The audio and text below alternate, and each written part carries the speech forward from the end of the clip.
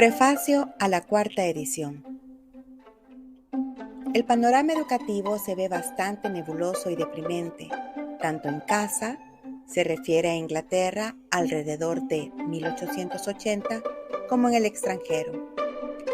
Muchas son las necesidades que se escuchan desde el campo educativo, que la ciencia debe ser un elemento básico de la educación, que debe reformarse la enseñanza de latín, de las lenguas modernas, de las matemáticas, que la naturaleza y las manualidades debieran usarse para entrenar tanto el ojo como la mano, que los niños y niñas deben aprender a escribir en su idioma materno y, por lo tanto, que deben saber algo de historia y de literatura, y que la educación debiera hacerse más técnica y utilitaria. No obstante, no contamos con un principio unificador, ni un objetivo definitivo. De hecho, no contamos con ninguna filosofía de la educación. Así como un arroyo no puede elevarse más que la fuente de donde nace, así también es poco probable que una iniciativa educativa pueda desprenderse de todo el pensamiento que le ha dado nacimiento. Y tal vez esta sea la razón de todos los tropiezos, las iniciativas perdidas, los fracasos y las decepciones que han marcado nuestros esfuerzos educativos. Quienes hemos pasado muchos años en pos de la benigna y esquiva visión de la educación, percibimos que sus enfoques están regulados por una ley que aún no es completamente clara. Podemos discernir sus contornos, pero nada más. Sabemos que está presente en todo lugar, pues no hay espacio de la vida hogareña o escolar de un niño en que la ley no penetre. Es iluminadora también, pues muestra el sistema de valores escondido detrás de los sistemas educativos. Pero no es solo una luz, sino también una medida, un estándar a través del cual se prueban todas las cosas, tanto pequeñas como grandes, relativas al esfuerzo educativo. Esta ley tiene apertura de carácter, pues acoge todas las cosas verdaderas, sinceras y de buen nombre, y no impone límites u obstáculos, salvo cuando el exceso podría ser perjudicial. El camino que indica esta ley es continuo y progresivo, y carece de transición desde la cuna a la tumba, exceptuando cuando la madurez asume la dirección natural después de que la instrucción ha disipado a la inmadurez. Cuando comprendamos la ley en toda su plenitud, sin duda encontraremos que ciertos pensadores alemanes como Kant, Herbart, Locke, Froebel estaban en lo correcto cuando declararon que es necesario creer en Dios, que, por lo tanto, el conocimiento de Dios es el principal conocimiento y el fin principal de la educación. Hay un elemento más por el cual reconoceremos esta ley perfecta de la libertad educacional, cuando el tal se haga evidente. Se ha dicho que la idea más precisa que se puede formar de la verdad absoluta es que, al ponerla a prueba, está en condiciones de cumplir con todas las condiciones impuestas. Tal es la realidad que podemos esperar de nuestra ley, que cumplirá con todas las pruebas experimentales y todas las pruebas de la investigación racional que se le imponga.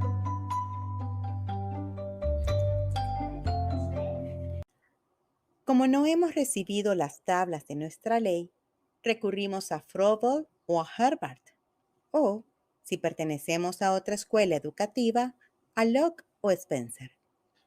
Pero aún no nos sentimos satisfechos. Hay un descontento. ¿Será un descontento divino quizás? Y sin lugar a dudas, daríamos la bienvenida a una viable y efectiva filosofía de la educación que nos libere de tanta incertidumbre. No obstante, antes de lograr tal liberación, es probable que se intenten muchas iniciativas que contengan más o menos las características de una filosofía, especialmente poseedoras de una idea central, un cuerpo de pensamiento que incluya varios elementos unidos en vital armonía. Tal teoría de la educación, que no debiera llamarse un sistema de psicología, debe estar en armonía con las corrientes de pensamiento de los tiempos actuales. Debe considerar la educación no como un comportamiento cerrado en sí mismo, sino como parte de la vida misma, tales como el nacimiento o el crecimiento, el matrimonio o el trabajo, y debe conectar al estudiante con el mundo a través de varios puntos de contacto. Es cierto que los expertos en educación están ansiosos por establecer este tipo de contacto en varias direcciones, pero sus esfuerzos descansan sobre un axioma aquí y una idea allá, sin una vasta base unificadora de pensamiento que sustente el todo. Es verdad que, como dice el dicho inglés, los necios se lanzan a donde los ángeles temen pisar, pero la esperanza de que surjan iniciativas tentativas hacia una filosofía de la educación y que todas ellas nos acerquen más al magnum opus, la obra maestra, me anima a mí a intentarlo también. El pensamiento central, o más bien el conjunto de pensamientos sobre el cual me baso, es el hecho bastante obvio de que el niño es una persona que cuenta ya con todas las posibilidades y capacidades propias de la personalidad.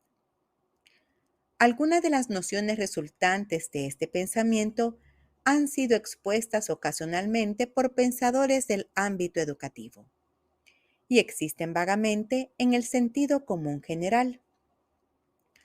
Una tesis que quizás es nueva es que la educación es la ciencia de las relaciones, lo cual me parece que resuelve la cuestión de un currículo, pues indica que el objeto de la educación es poner a un niño en contacto vivo con lo mayor posible de la vida, de la naturaleza y del pensamiento.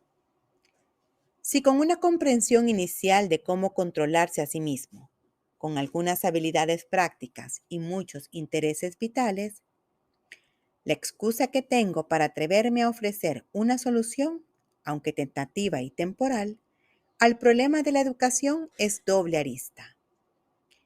He trabajado sin pausa entre 30 a 40 años para establecer una teoría educativa tanto filosófica como pragmática. Y en segundo lugar, cada artículo de fe educativa que propongo es el resultado de procesos inductivos y creo ha sido verificada por una larga y amplia serie de experimentos. Sin embargo, es con sincera vacilación que me atrevo a ofrecer los resultados de esta extensa labor, porque sé que en este campo hay muchos obreros, muchísimos más capaces y expertos que yo. Es por eso que los ángeles temen pisar aquí. Esta idea del conocimiento puede ser tan incierta. No obstante, aunque sea para animar a otros, añadiré una breve sinopsis de la teoría educativa que se describe en los volúmenes de esta serie educativa. La estructura no es metódica, sino incidental. Aquí se presenta una idea, allí se añade otra. Así me pareció que podría satisfacer mejor las necesidades de padres y maestros. Debiera añadir que esos ensayos se prepararon a lo largo de varios años para el uso de la Asociación Educativa Nacional de Padres, Parents National Educational Union, en adelante PNU, con la esperanza de que dicha comunidad pudiera contar con un cuerpo de pensamiento educativo más o menos coherente. Aquí hay una versión actualizada y explicada de los principios. 1. Los niños nacen siendo personas. 2. No nacen siendo buenos o malos, sino con potencial para el bien y para el mal. 3.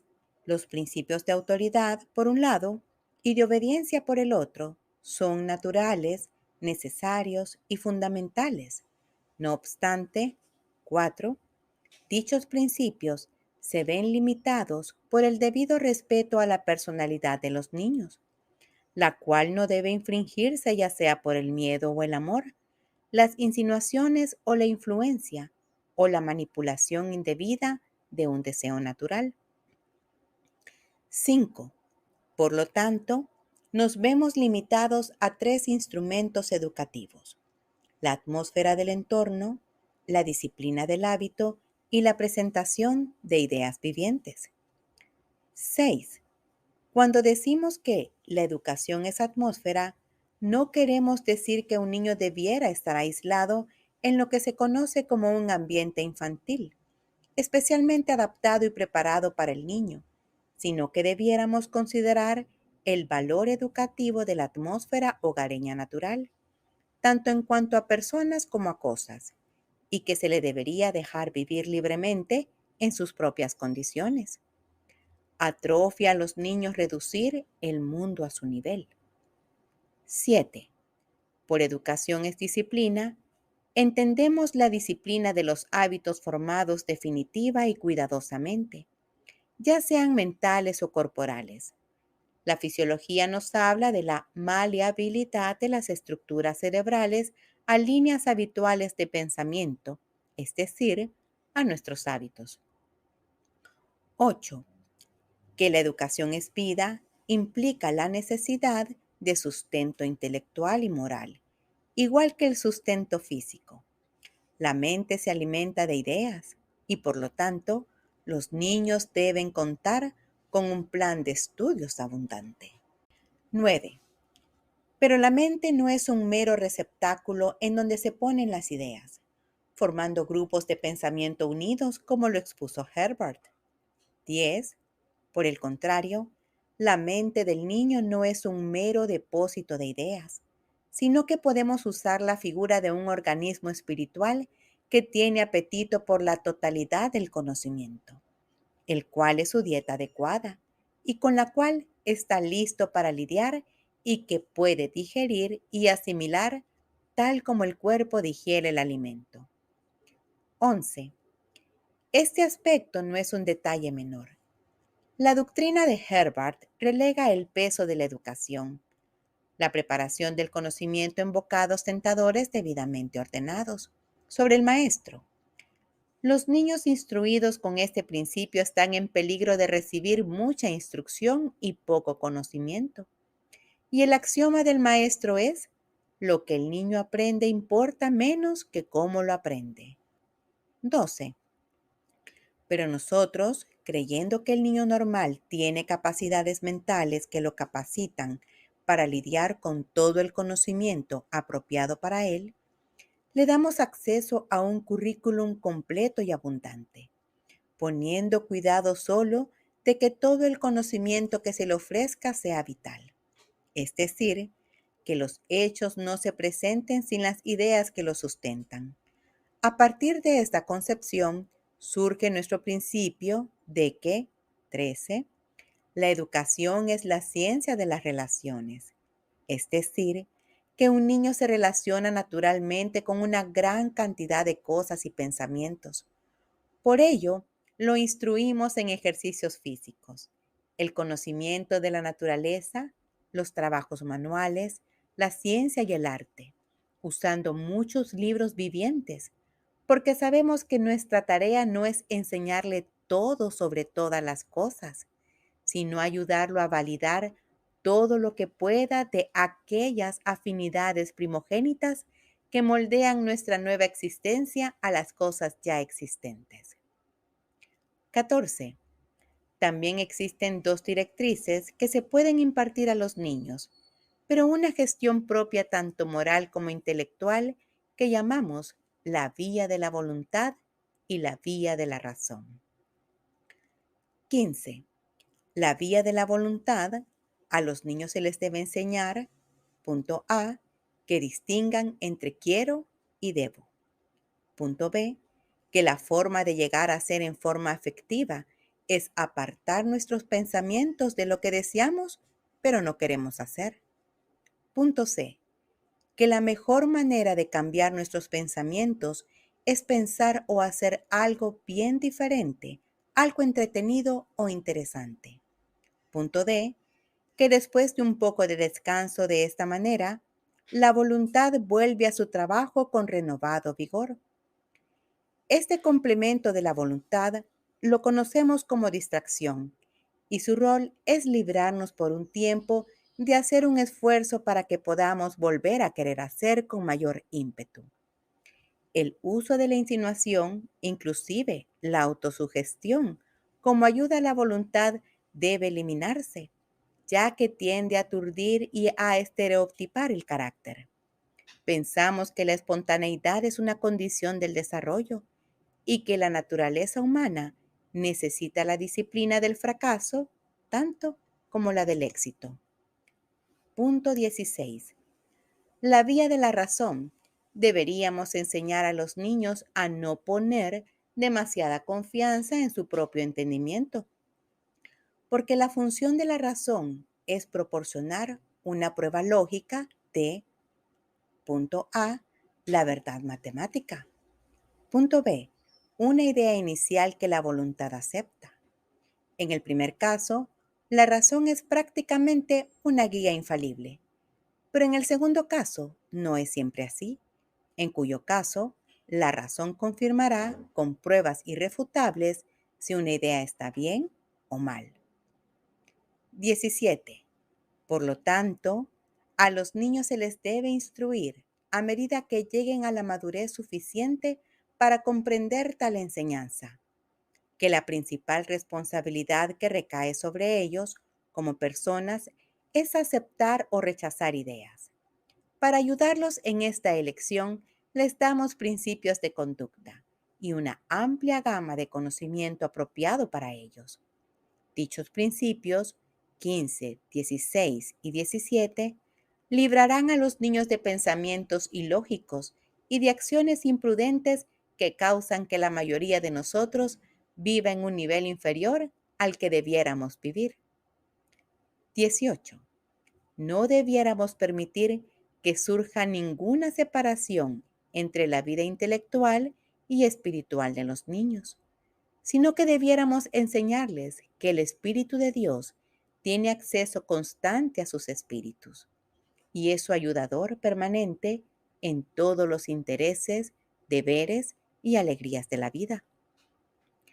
La serie educativa, en su versión original en inglés, se titula Home Education, Educación en el Hogar, por el título del primer volumen, y no porque se trate en su totalidad o principalmente sobre la educación en el hogar en oposición a la educación en la escuela.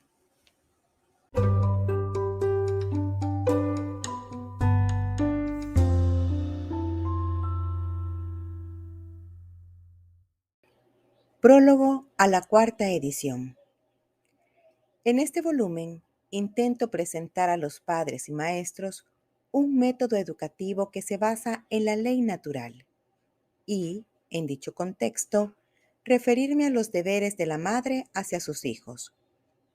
Me atrevo a hablar sobre este tema con el más sincero respeto hacia las madres, creyendo que tal como lo dijera un sabio maestro de hombres, la mujer recibe del Espíritu de Dios mismo la capacidad de intuir el carácter del niño, de apreciar sus fortalezas y sus debilidades, la facultad de propiciar unas y sostener las otras, en la cual se halla el misterio de la educación, aparte de la cual todas las medidas y regulaciones educativas propias resultan absolutamente vanas e ineficaces.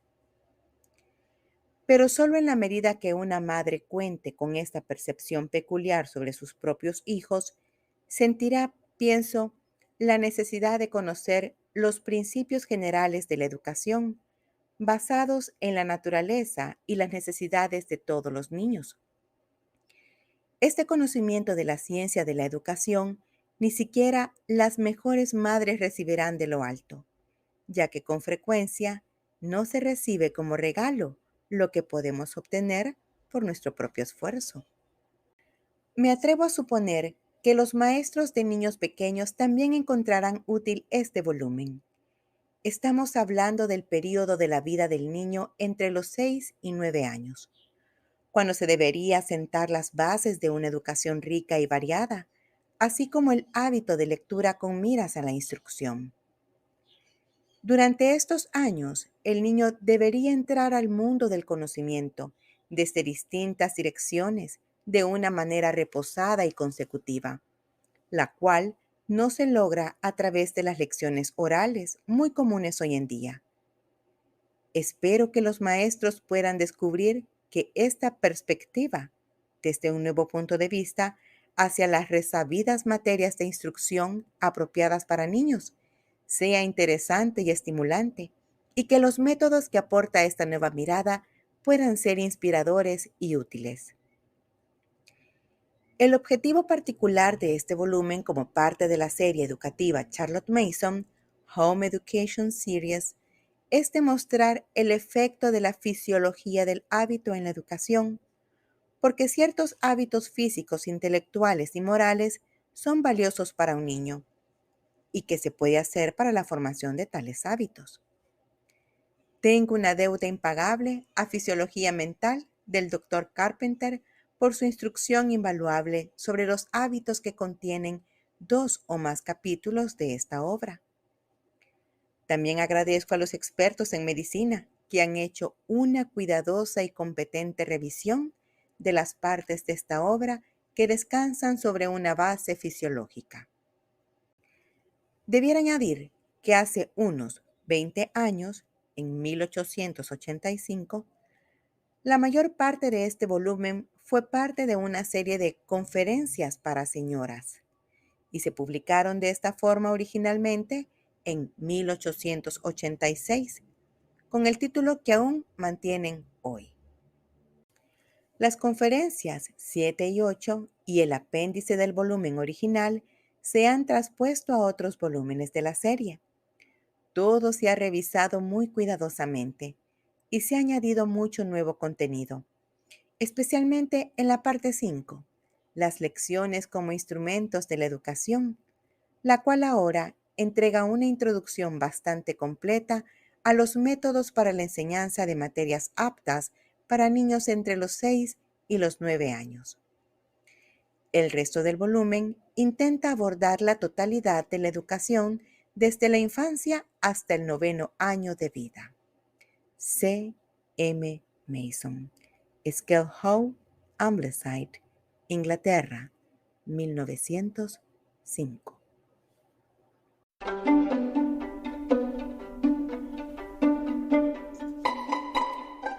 Volumen 1. Educación en el hogar de la serie Home Education de Charlotte Mason. La traducción preliminar ha sido realizada por María Elena Ortiz y Joana Pérez Ray en el año 2022. Esta es una versión protegida por la Ley Internacional de Derechos de Autor y publicada con la autorización expresa de las traductoras. En la voz de Eleana Ventura, de El Salvador, y miembro de la comunidad Educadores Charlotte Mason Iberoamérica y representante de Charlotte Mason El Salvador. Si quieres aprender más sobre esta hermosa pedagogía, puedes seguirnos en nuestras redes sociales en Facebook, Instagram o YouTube como Pedagogía Charlotte Mason en español, y puedes encontrar el volumen completo en charlottemasonespanol.org.